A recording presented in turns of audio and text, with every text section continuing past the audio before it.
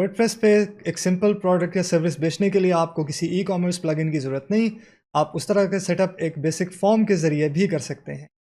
आइए देखते हैं ये कैसे किया जा सकता है। पिछले लेसन की तरह हम इस लेसन में भी ग्रेविटी फॉर्म्स का इस्तेमाल करेंगे, लेकिन आप चाहें तो आप अपनी मर्जी का फॉर्म प्लगइन इसके लिए इस्तेमाल कर सकते हैं। बस उसमें कैलकुलेशन की ऑप्शन होनी चाहिए। बस आपने इस चीज़ का ख्याल रखना है कि अगर आप ऐसा प्रोडक्ट या सर्विस बेच रहे हैं, बस आपने इस चीज़ का ध्यान रखना है कि अगर आप ऐसा प्रोडक्ट या सर्विस बेच रहे हैं जिसकी कीमत यूज़र के इनपुट की बुनियाद पे कैलकुलेट होगी, तो आपके फॉर्म प्लगइन में कैलकुलेशन का फ़ीचर या कोई ऐसा ऐड ऑन होना चाहिए जो उसमें कैलकुलेशन का फ़ीचर डाल सके। उसके अलावा पेमेंट एक्सेप्ट करने के लिए आप जोन सी भी पेमेंट गेटवे इस्तेमाल करना चाहते हैं, आपके फॉर्म के लिए उस गेटवे की इंटीग्रेशन होना ज़रूरी है। अमूमन पेपैल और स्ट्राइप का इस्तेमाल किया जाता है, और gravity forms, Ninja forms, WP forms, caldera forms, fluent forms और इवन कॉन्टैक्ट फॉर्म 7 के लिए इनकी इंटीग्रेशंस मौजूद हैं। तो सबसे पहले हम अपने फॉर्म प्लगइन के लिए अपनी पेमेंट गेटवे की इंटीग्रेशन इंस्टॉल करेंगे। अगर तो वो इंटीग्रेशन वर्डप्रेस की रिपॉजिटरी पे फ्री में अवेलेबल है, तो आप उसे यहाँ से सर्च करके डायरेक्टली इंस्टॉल कर सकते हैं। अदरवाइज उसके प्रोवाइडर से उसकी जिप फाइल डाउनलोड करके आप उसे किसी भी प्रीमियम प्लगइन की तरह इंस्टॉल कर सकते हैं। जैसे कि मैं ग्रेविटी फॉर्म्स की स्ट्राइप इंटीग्रेशन की जिप फाइल इंस्टॉल करूंगा। इसे एक्टिवेट करने के बाद हम ग्रेविटी फॉर्म्स में स्ट्राइप को कॉन्फ़िगर कर सकेंगे। आइए फॉर्म्स में आके हम एक नया फॉर्म क्रिएट करते हैं,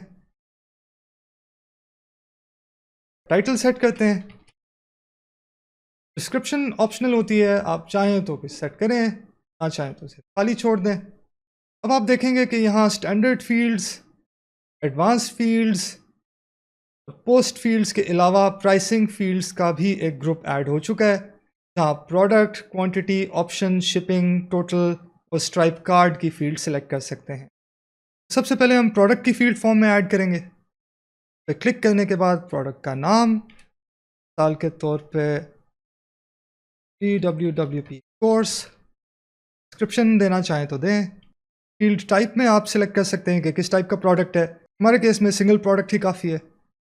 आप बाकी और मुख्तलिफ प्रोडक्ट टाइप्स को चाहें तो एक्सप्लोर कर सकते हैं। प्राइस हम सेट करते हैं, और अगर ये प्रोडक्ट एक से ज़्यादा क्वांटिटी में ख़रीदा जा सकता है तो क्वांटिटी फील्ड को इनेबल रखें।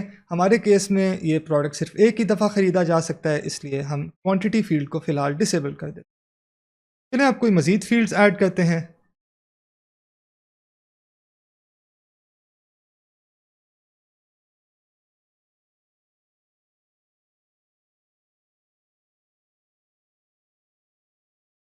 कोर्स ऐड ऑन्स, यहाँ हम सिलेक्ट कर सकते हैं कि किस प्रोडक्ट की ऑप्शंस होंगी, और अभी चूँकि हमने सिर्फ एक ही प्रोडक्ट ऐड किया इसलिए सिर्फ वही मौजूद है। उसके बाद इस फील्ड की टाइप सिलेक्ट करते हैं।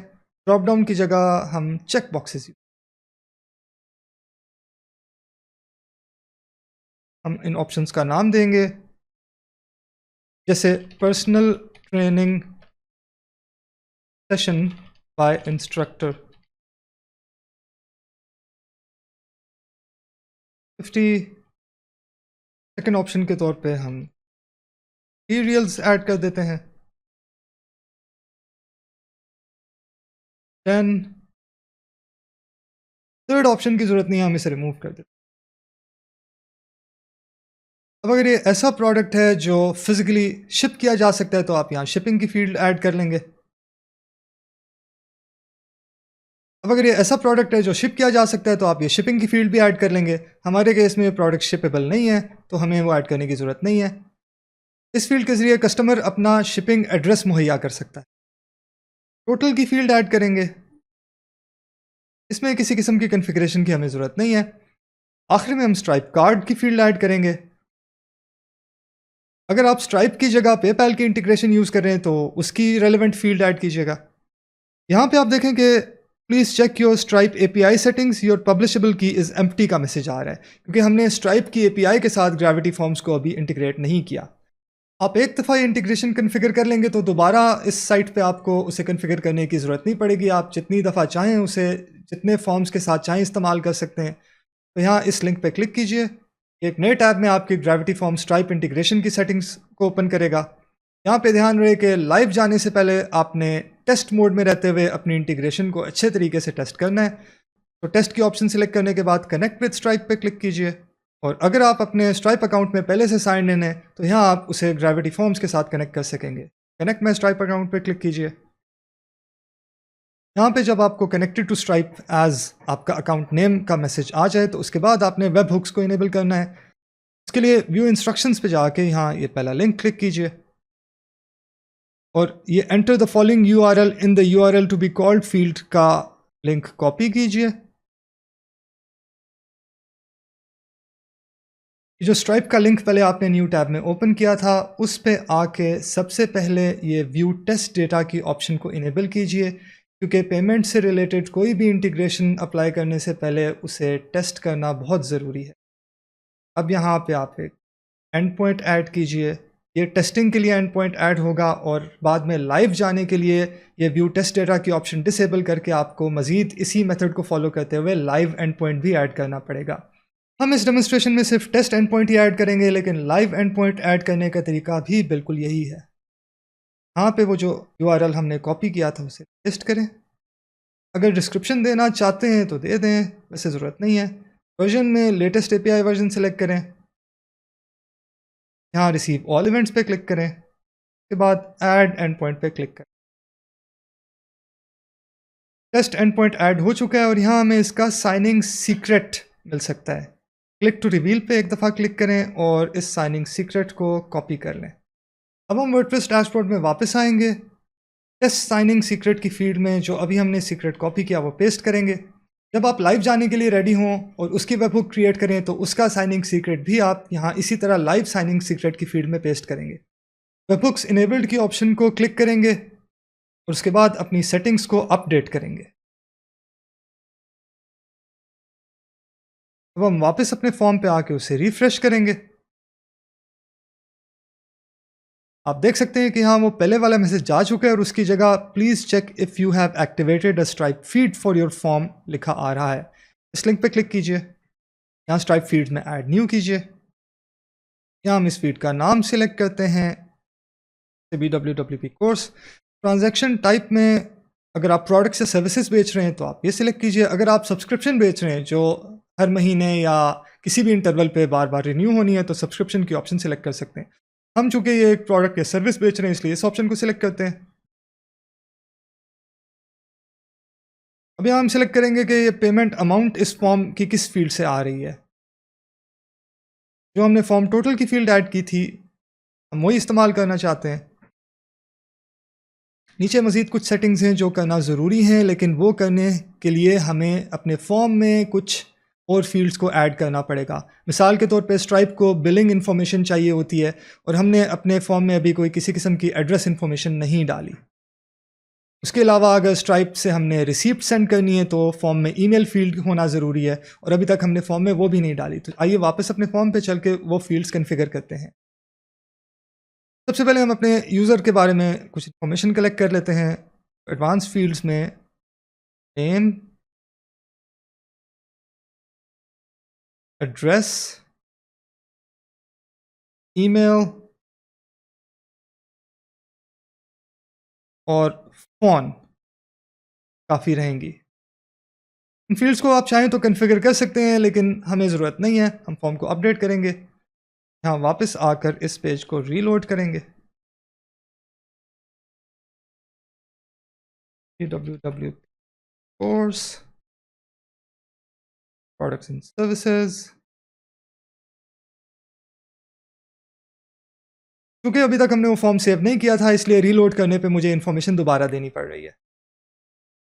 यहाँ फॉर्म टोटल की फील्ड ही ठीक है। अब हम एड्रेस फील्ड्स को मैप करना चाहें तो कर सकते हैं, लेकिन ये हमारे लिए इस इंटीग्रेशन ने पहले से मैप कर दी हैं। मेटा डेटा हमें कुछ ऐड करने की यहाँ पे ज़रूरत नहीं है। स्ट्राइप रिसीप्ट में हम ईमेल की फील्ड सेलेक्ट करेंगे। कंडीशनल लॉजिक की भी हमें यहाँ भी ज़रूरत नहीं है। अपडेट सेटिंग्स करेंगे। के बाद हम अपने फॉर्म को लोड करेंगे।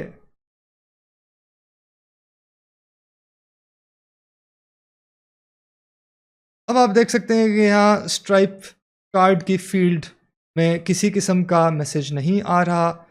किसी किस्म के हमारे एक्शन की ज़रूरत नहीं है, ये फ़ील्ड कन्फिगर हो चुकी।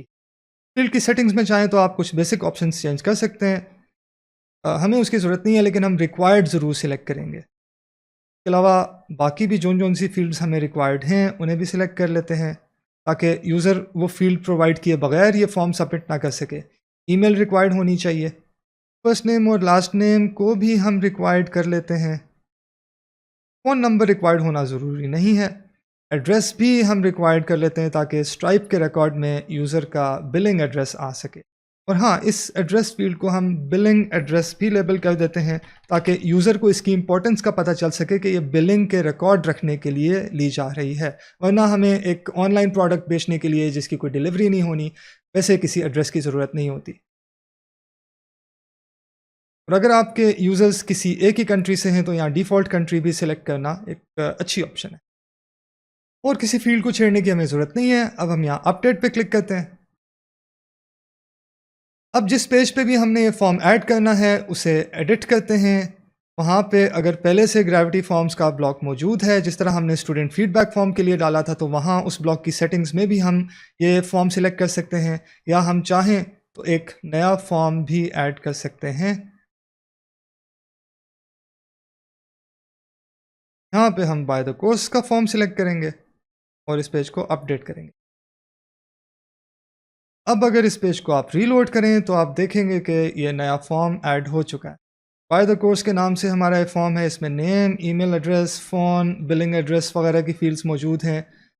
बाय डिफ़ॉल्ट ये कोर्स का प्रोडक्ट मौजूद है। ये डिस्क्रिप्शन भी आपको यहाँ नज़र आ रही है। इसमें अगर आप चाहें तो ये ऐड ऑन सिलेक्ट करें, तो आप देखेंगे उस हिसाब से प्राइस अपडेट हो रही है। डीसेलेक्ट करने पे प्राइस वापस 49 पे जा चुकी है। कोर्स मटीरियल सिलेक्ट कर सकते हैं, तो टोटल उस हिसाब से अपडेट हो जाएगा। उसके बाद आपका कस्टमर यहाँ कार्ड नंबर प्रोवाइड करेगा, उसकी एक्सपायरी का CVC कोड और अपना कार्ड होल्डर नेम। सबमिट करने पे ये कोर्स परचेज कर सकेगा। इस परचेज की फुलफिलमेंट आपने मैन्युअली ही करनी होगी, क्योंकि इस फॉर्म में कोई ऑटोमेटेड फुलफिलमेंट का मेथड नहीं है। आपको इस फॉर्म की कॉन्फ़िगरेशन में सेट करना होगा कि ये फॉर्म सबमिट होने पे आप तक ईमेल आए और आप उसके बाद उस यूज़र को जो उसने परचेज़ किया है उसकी एक्सेस दे सकें। अगर वो कंसल्टेंसी सर्विस है तो आप उसे वो प्रोवाइड कर सकें, उसे इस ईमेल एड्रेस पे आप फॉलो अप कर सकें। और जिस तरह से भी उस यूज़र को आपने फैसिलिटेट करना है, बल्कि अब वो आपका कस्टमर बन चुका है, तो जैसे भी उस कस्टमर को आपने फैसिलिटेट करना है, वो इस स्टेप के बाद आप पे मुनहसर है। तो ये था अपनी साइट पे बेसिक ई कॉमर्स बगैर किसी ई कॉमर्स प्लगइन के ऐड करने का तरीका, सिर्फ और सिर्फ एक फॉर्म और उसकी पेमेंट गेटवे से इंटीग्रेशन को इस्तेमाल करते हुए। आप इस नॉलेज को कंडीशनल लॉजिक और मल्टी स्टेप फॉर्म्स के साथ मिला के एक बड़ा कॉम्प्लिकेटेड फॉर्म भी सेटअप कर सकते हैं, जिसमें यूज़र आपको अपनी रिक्वायरमेंट्स के बारे में एक एक स्टेप पे बताए। उस बेसिस पे वो जो प्रोडक्ट या सर्विस खरीदना चाह रहा है उसकी प्राइस कैलकुलेट हो, आखिर में वो अपने कार्ड का नंबर दे के वो प्रोडक्ट या सर्विस आपके फॉर्म से परचेज कर सके। जब आप फॉर्म को अच्छी तरह से टेस्ट कर चुके हैं, तो उसके बाद API को टेस्ट मोड से लाइव मोड पे स्विच करना मत भूलिएगा, अदरवाइज आपकी ट्रांजैक्शंस नहीं होंगी। अब अगले लेसन में हम ये सीखेंगे कि ग्रेविटी फॉर्म्स को मुख्तलिफ थर्ड पार्टी सर्विसेज के साथ कैसे इंटीग्रेट किया जाता है। इसकी एक एग्जांपल हम इसी लेसन में ग्रेविटी फॉर्म्स को स्ट्राइप के साथ इंटीग्रेट करके देख चुके हैं। आइए उसकी कुछ मज़ीद एग्जांपल्स देखते हैं नेक्स्ट लेसन।